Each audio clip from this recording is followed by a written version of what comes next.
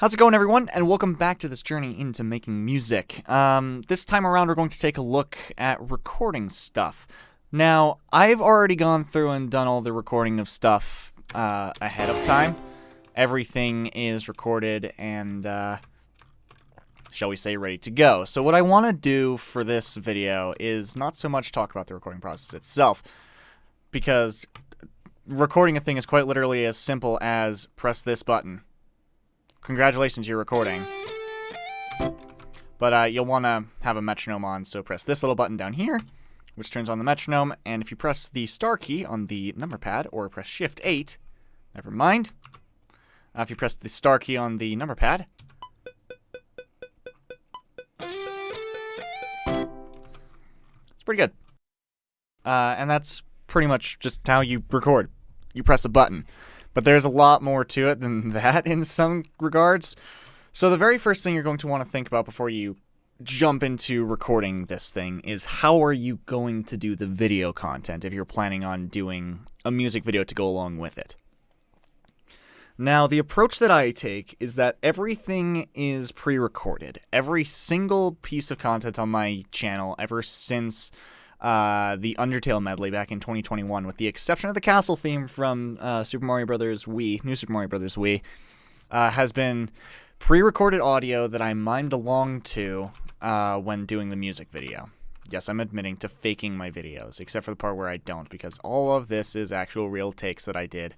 A lot of it in one. I did some things, but some punch-ins is what I'm trying to say, which I'll get to later. And the reason I do this is because it allows the visual performance to be as strong as it needs to be given the kind of music that I do. Because a lot of this music does require a lot of focus, and what I tend to do is I tend to go through and play it and focus too much on playing, but in the video, no one is going to hear what you're actually playing because this is what you're playing. So it allows me to be a bit more visual in the visual performance. However, the way I used to do it before the Undertale medley was that I would, like, for instance, the take here.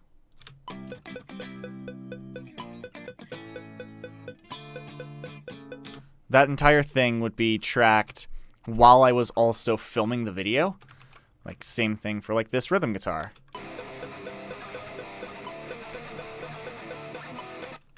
So those would all be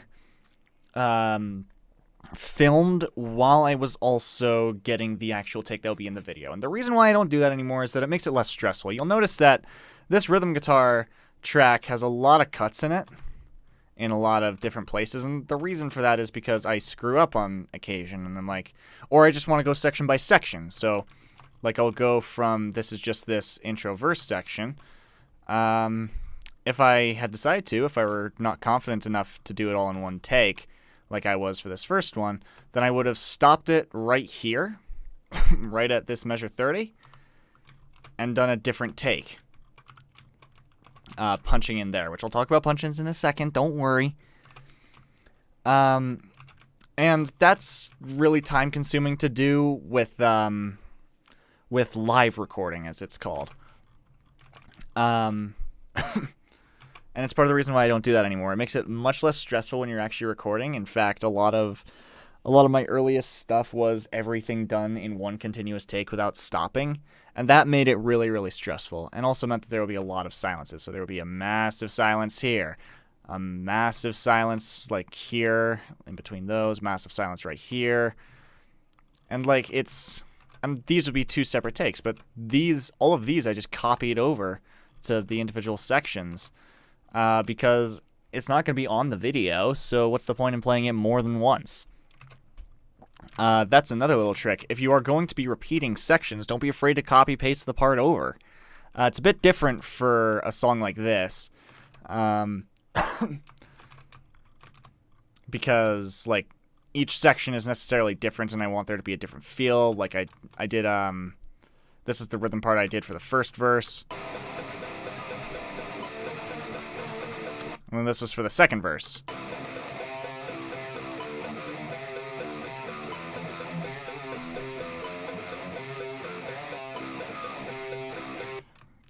compared to also doing like the chorus, which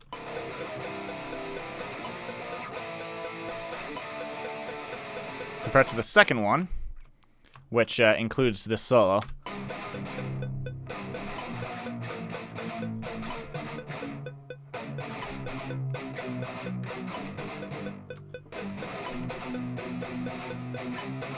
And then it switches to this. It's open chords, but in the second half of the first chorus, it's like this.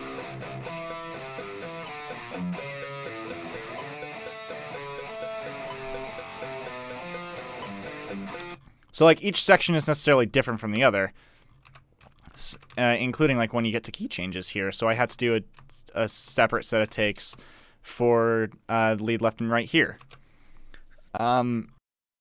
But it just makes the process a lot easier if you're going to be doing it as a miming thing. But if you don't think you're confident enough to repeat the performance that you did as close as you can, then record it live. Have the camera set up while you're recording the audio, and I'll talk about that once we get to the actual filming of the video part in part 9.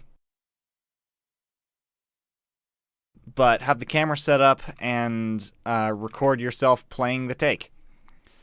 And don't be afraid to do like little snippets like this. Have the rhythm guitars try and be in one continuous take. And same thing for the bass. But the lead guitars can be split even if it means there's going to be a lot of different takes. Anyway, so with that being said, a couple little things to note, some little tips for recording, are that it's always good when you're done to cut out silences like this. I left some of them here on purpose, but leave these out, cut them out, because that's just extra stuff that you don't really need to be having there. Even if it's complete silence and you won't hear anything, just cut them out anyway.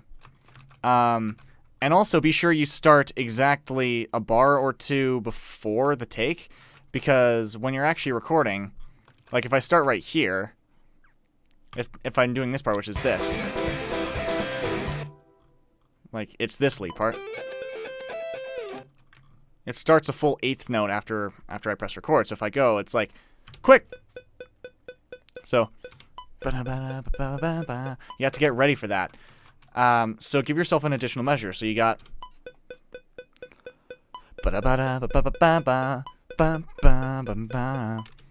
so give yourself an additional measure. Some tempos you'll need to give yourself 2 measures. Like if you're in like I found like 160 and above, usually you need to give yourself 2 measures to have enough time to get ready to play. But another thing I want to say is practice. Practice the fuck out of the song. I'm very lucky in this case. I happened to choose a song that I already knew quite well. I'll talk a little bit about like little tricks for cutting here in just a second. In fact, I'll leave that just so I can show it off. Like I've played Family Jewels. I played 2 Family Jewels arrangements of this song so many freaking times that I know the melodies and stuff off by heart. So that's part of the reason why I picked this song in particular, because I know it really, really well. And as a result of that, I felt like I could do a competent tutorial for it. It's a fairly simple song for me, so it would just be a matter of actually explaining my process along with it. Now what I'm doing there is if you put your instrument tracks in folders, in Cubase, that means that you can then cut on the little track here that shows up on the folder, and that will cut everything that's inside of it. Meaning that it makes doing cuts like that easier. And you can do that with, like here. I want to do that because these are both linked together. God, those downbeats. Another thing to say, practice to a metronome as much as you can. Because part of what makes things sound professional is how on the grid you are. And if you're like a full 16th note, like if this part were right here, whoops.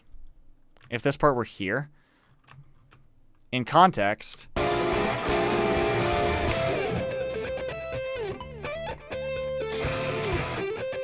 you notice that. Yeah, you notice it. So try to be as on the grid as you can. blends in a little bit more, but that's a good thing. Like, this is one thing I will say, like, there's a particular thing that I say a lot to my friends, and it's a little thing that comes off of an old professor that I had, who I'm actually doing some work for, where he would just be like, downbeats, guys, and he'd, like, clap to the groove, or clap to the click, just to try and get us to play in time when I was playing in, like, professional level college bands. Just remember, downbeats, pay very fucking close attention to that click. In my case, I actually had to double time this click. So, like, the actual tempo was 2, 3, 4, 1, 2, 3, 4. But I had to double time it just so I wouldn't screw up anything. I think it was specifically for the gent section here.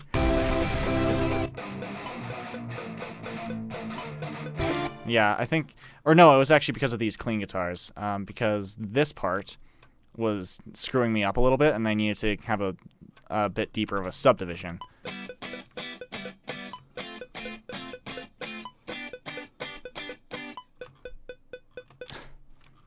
So anyway, while I'm going through and cleaning up these tracks, I'm trying to think of other little tips that I can give. Oh yeah, punch-ins. So if you screw up a take, like let's say you get up to this section here, like I did, and screw this up all the damn time.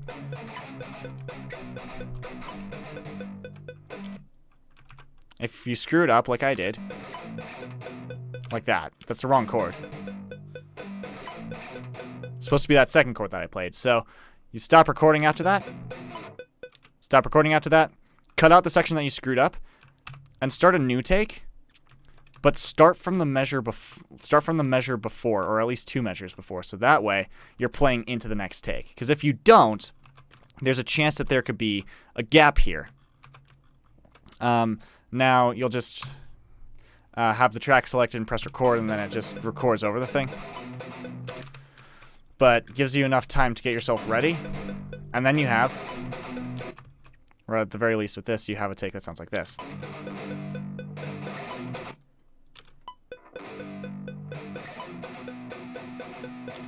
But then you put them together.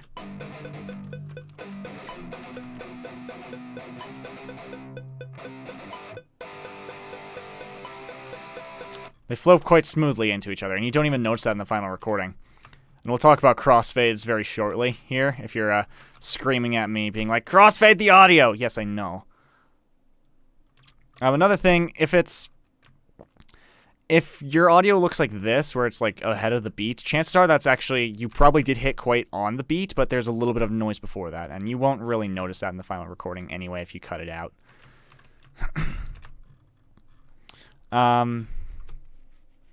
Yeah, practice to a click, make sure you're tight on downbeats and stuff. Cut out silences.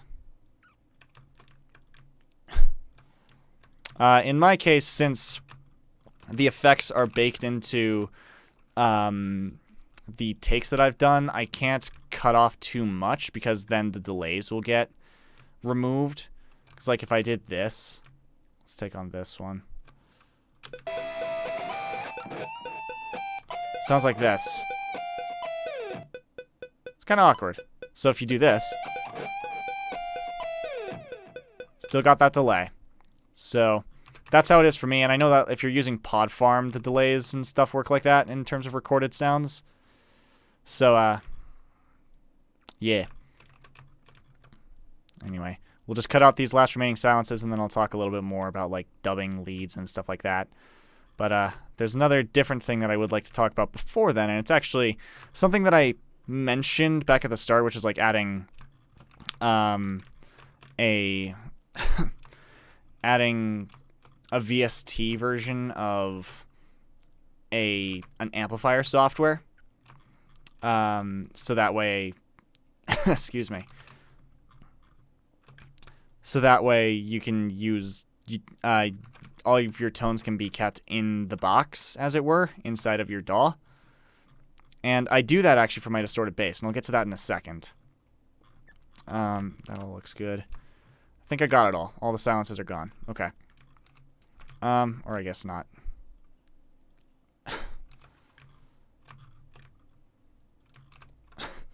So if we go to this distorted bass here, sounds like this. So in Cubase, if you have the track selected like this, just click on it.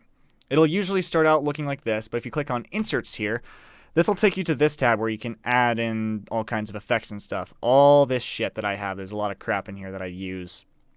I forgot I had FGX. Yeah, this is a limiter, isn't it? Maybe I should try using it on this master. Yeah, there's a little limiter I have. Cool, good to know. So if you know the name of your amplifier software, like for instance Parallax, or I use like Audio Assault plugins, like I used to use Duality Bass Studio a lot. There's Dominator if you're doing guitar amps, Emissary, Helix Native, Hellbeast is another guitar amp. Then you just click on the insert thing. Usually amp stuff is under other, and then you scroll down until you find it. Or you could type it in. For instance, Parallax, which is the bass software that I use here, which looks like this. And then what that means is that if I turn this off, you have the completely dry signal.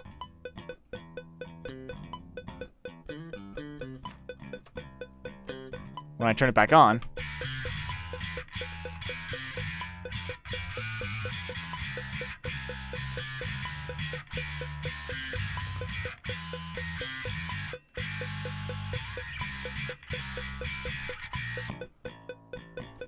a little clipped here.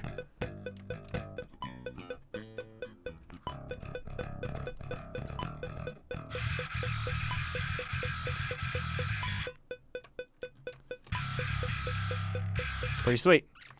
So that's how you do that. And then the last thing I want to talk about here is what crossfading is. Crossfading is crucial if you're going to be doing like split takes like this. So in Cubase, so what a crossfade does is it takes like, so this audio track continues out for a little while. And this one continues out for a little while in both directions as well. So what a crossfade will do is it'll fade out the audio of one take and then fade in the audio of the other. So if I go here, for instance, press X on it, now I created a crossfade on it. So the audio from this take, from the take here, clean 4, will fade into clean 15. And then I can do 15 fades into 4. And then if you select both takes, or all 3 takes like this, press X. If you press X again, you can actually look at what the crossfade looks like.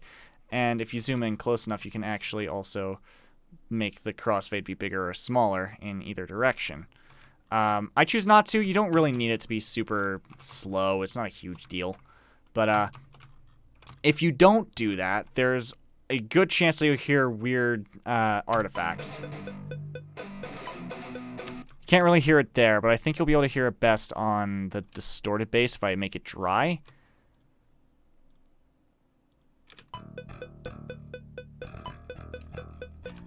Okay. There are little clicks that will be created if you don't do this. I guess what I can do is I can cut off one of these takes a little bit early. You can kind of make it out there. If I turn this on, it might amplify it. Nope, never mind. Maybe I can do that on rhythm guitars and it'll be a little bit more obvious.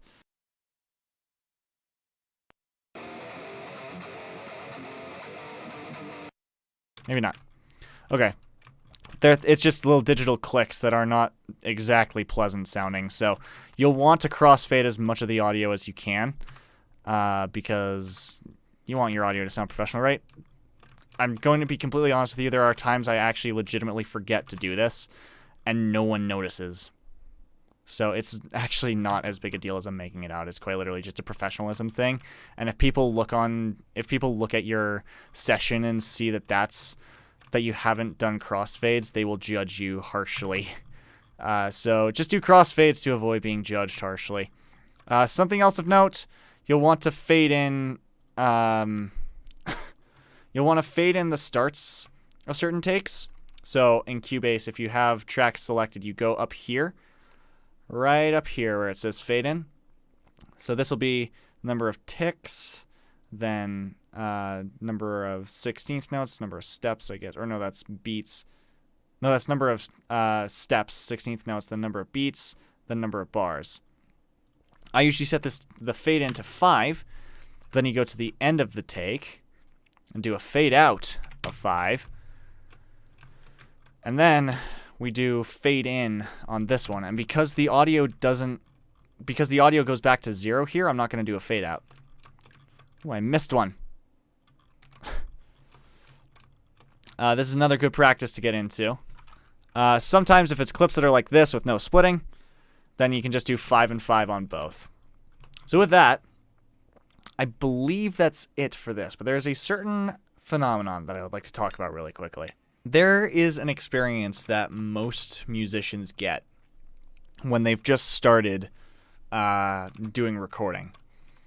And it's that they'll start recording on a thing, like for instance on this we'll do it on the lead thing here. So like the lead part starts like this. Give yourself a bar.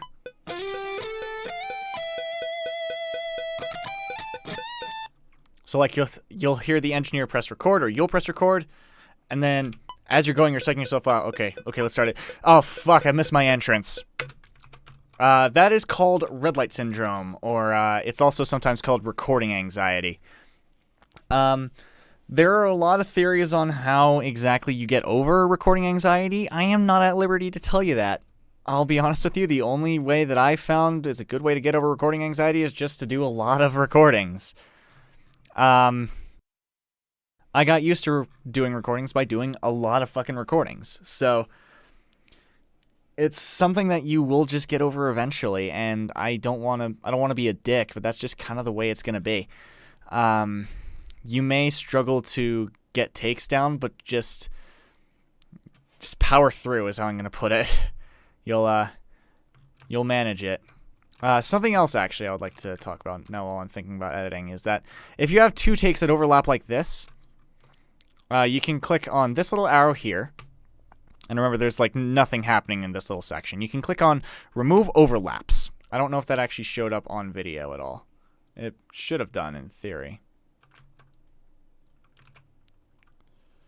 Yeah, it did. Okay, so you remove overlaps, and that just gets rid of the space there. So you can then crossfade, and if it were like this, it would crossfade across the part that's overlapping. But I don't like how that looks, so just do short overlap. But yeah, recording anxiety is just something that you kind of had to do a lot of recordings in order to get over. I'm sorry to say. So now, when it comes to recording specifically, I want to take a look at some overdubbing tricks. And we'll start here on the rhythm guitars. So let's say like you've just recorded your one guitar here.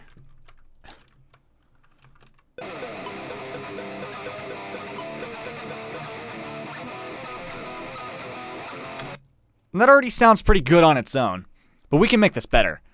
If you were to take this take and duplicate it, and this is absolutely not the way that I recommend you do this, but if you duplicate it, you then take this guitar here, guitar R1, pan it 100% to the right, take this one, pan it 100% to the left, then we take this take and move it back by a little bit.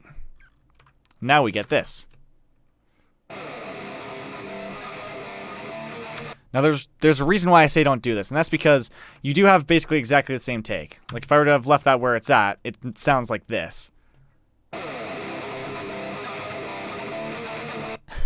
It's exactly the same take, and there will be weird phasing issues as a result of it, so don't do this. Instead, play the part a second time, and pan that one left.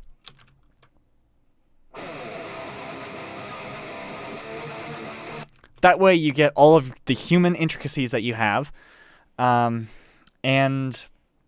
the takes will, by nature of that, sound different from each other. Whereas if I were to duplicate this and do the same thing, obviously it's not going to sound as wide compared to.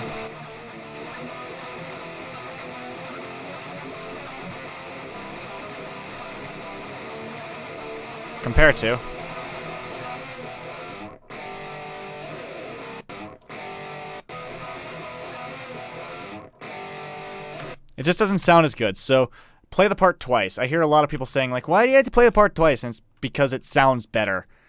Like, that's how metal musicians have been doing it since the dawn of metal music. And producers back in the 70s knew that if you played the part twice, it would sound bigger. You couldn't duplicate things back then. It's not... There's a reason it works, though. Anyway, this is called double tracking. And if you don't think you're a particularly strong rhythm player, then stick with double tracking. Have only 2 rhythm guitar tracks, rhythm right and rhythm left, and that's it. But if you get yourself to the point where you are a much tighter rhythm player, then you can do things like this. You can quad track.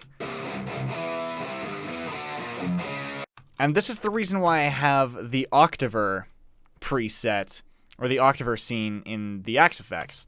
Because I do quad track, and on the rhythm right and left too, I always use the octaver. I hardly ever use anything other than the octaver, unless I'm using an 8-string.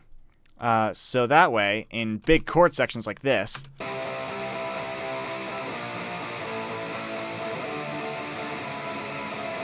and what I'm playing there, you can kind of make it out. It's not a power chord, I am playing octaves, so that's like, that starts as C and C. Sounds freaking huge, and then when you add in the other rhythm guitars, whoa, that's huge! It's freaking sick. And then, if you're like me, then you want an additional layer, and then you quintuple track. You add a rhythm C track, which is just playing octaves that are a major third, or just the third above the chord, based on its tonality. Then you add this little EQ thing. It's just called speakerphone. It's a preset in Infinity EQ. One of my favorite EQs that I use all the time. And when you layer it all together, you get this. Like, you don't need to use that speakerphone thing, by the way. You could just do this. And that sounds pretty good, but the reason I like doing it is because it actually gives it a little bit more space in the mix. You can kind of make it out a little bit more clearly.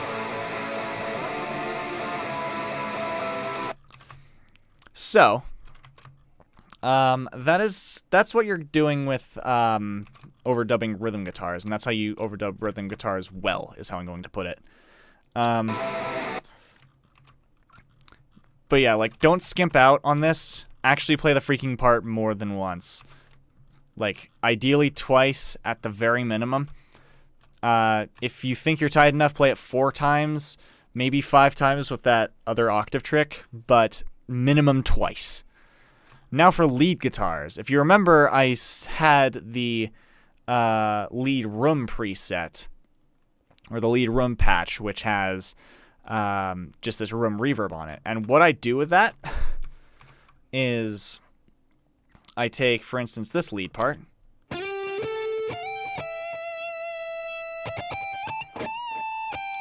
then I play it at least an octave down, maybe an octave up if it's within the range of the guitar, which it wasn't in this case.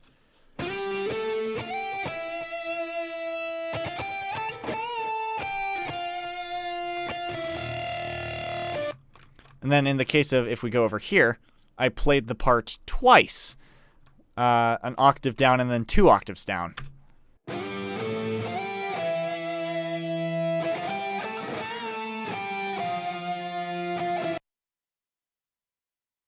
Now you may notice that I have actually panned these 2 dub leads, and the reason for that is that it keeps them out of the way of the main phrase that you're wanting to pay attention to, which is this part.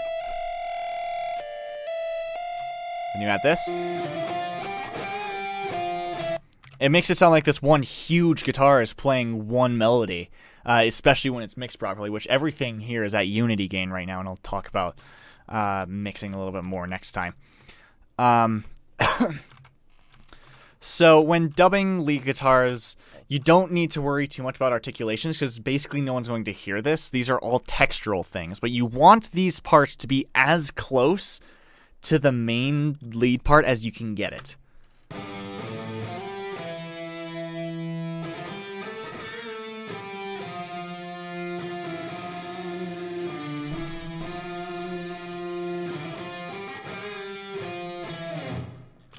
Like, I'm attempting to slide out in exactly the same place there. And this is just so that it does actually feel like one huge instrument. And it will just be a textural element. Something else I have are these lead guitars. These are, again, panned out of the way of the center because that way they'll actually not get in the way of the main lead part, which is this.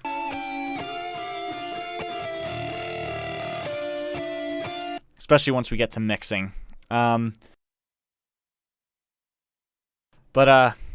Like, this is also using the lead room patch, and I'm probably not even going to do this in this part in the video, as fun as it is. But yeah, again, just keep them out of the way. Next, let's take a look at some synthesizer elements here. I'll talk a little bit about the white noise impact and downlifter in a second, but pretty much all synthesizer things that I do are used as textural elements. I have considered recently doubling lead guitars with synth leads, and I know that that works really, really well. So, like, you could have a synthesizer play the same part as the guitar part that you're playing, which I did a lot on Vengeful Spirit, actually. It sounds really freaking cool, but in this case, I actually wanted the lead guitars to kind of be their own, like, their own one thing with all my dub leads and stuff. So everything I have here is a textural element or is doubling other things, like this Rhodes part, which is doubling these clean guitars. And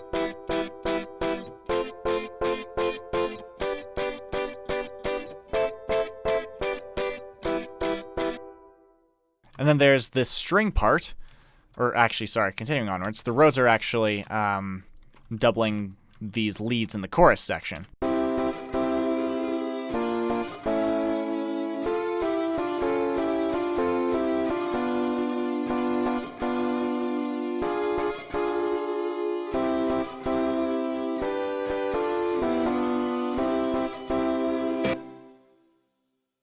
And then the next thing I have is this string layer, which is just being used to pad space in the mix. This will be massively textural. You probably won't even notice it most of the time.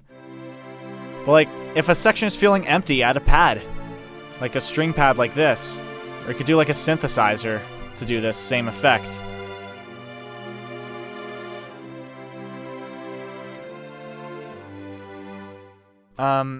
Now, as far as emphasis synthesizers that you could do, I have this white noise and then impact stuff that I do, which, when played together, sounds like this.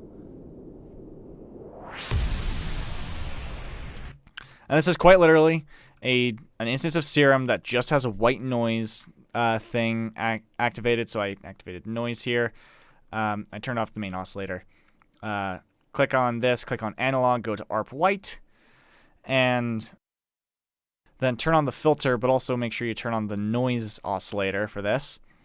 And then automate the cutoff using a macro here, which, in order to do automation, the way that that works is having the track playing, press this W, and then click on the parameter you want to edit, like here, the resonance of this. And that'll create points, and like you can drag them up and down. I know it was about 39, so let's keep it right at 39. And that'll just put in exactly what you just played. But I just click on it and then I draw it. And this white noise thing goes up really quickly right at the end, but it's a textural thing at first. So like it is going to be a bit buried under everything else, but there's a period of silence here where you can hear it very briefly.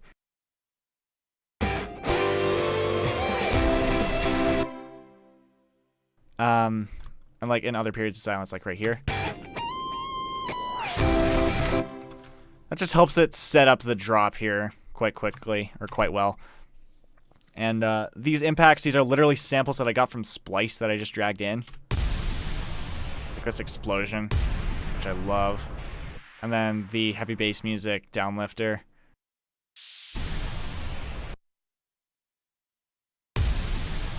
It's pretty cool. Just copied and pasted those three things in a couple different places. This is just stuff that I had learned while I was in college. It really helps add emphasis into specific sections, provided that you do noise reduction correctly. Like if I were... This one right here is probably not going to be as effective as the one over here, because this has a lot of noise before the actual explosion here, and it won't sound as big. Whereas this one just has the lead guitar on its own and then adds in everything else. Same shit with this one compared to the first one. It won't work as well. Yeah, that kind of works, actually. If you're wondering about this, the solo writing thing here, this was quite literally just because I do write out my solos, like literally MIDI program them, so that way I know what the hell I want to play. I'm not good at improvising, so I just do this so that way I actually have an idea of what I want to play. But that's always muted in the final track. It's never actually in there. But, yeah, I think that just about covers what I wanted to talk about for this video. Yeah, so next time, we're going to take a look at the most basic bass level mixing that you can do with a track like this. We're not going to take a look at EQ, compression, and stuff like that just yet. We're just going to do the most baseline of things that you need to do to get your track ready for that EQing and stuff process. So, thank you guys very much for joining me. I'll see you guys next week. Thank you for watching. See you in the skies, Dragonites. All the best, and take care.